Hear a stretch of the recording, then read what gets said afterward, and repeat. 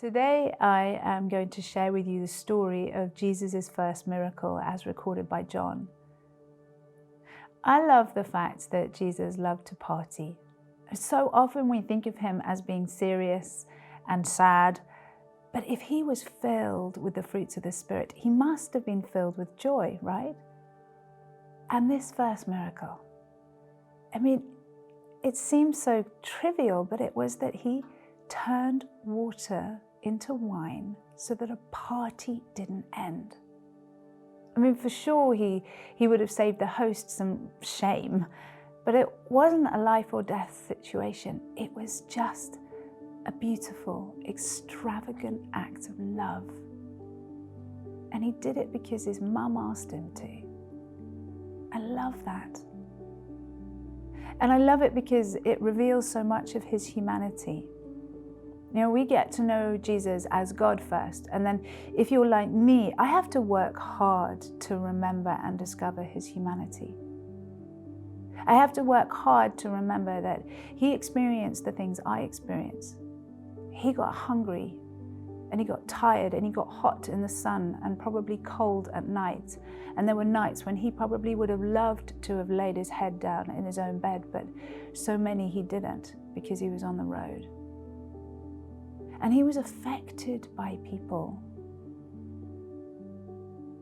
But Jesus' mother and his friends and his disciples, they knew him first and foremost as a man, and then they began to discover his glory, which was hidden within his humanity. And this story today is the day that the disciples started that journey. Let me share it with you. There was a wedding celebration in the village of Cana in Galilee. Jesus' mother was there, and Jesus and his disciples were also invited to the celebration. Now, the wine supply ran out during the festivities, so Jesus' mother told him, "They have no more wine." "That is not our problem, my dear woman," Jesus replied. "My time has not yet come." But his mother told the servants, "Do whatever he tells you to." There were 6 stone water jars standing nearby. They each held 20 to 30 gallons. Jesus told the servants, "Fill the jars with water." When the jars were filled, he told them, "Dip some out and take it to the master of ceremonies." So they followed his instructions.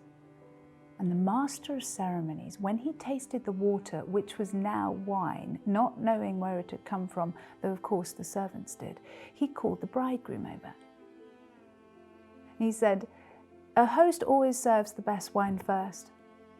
Then when everyone has had a lot to drink, they bring out the less expensive wine. But you have kept the best till now." This miraculous sign in Cana in Galilee was the first time Jesus revealed his glory, and his disciples believed in him. Amen.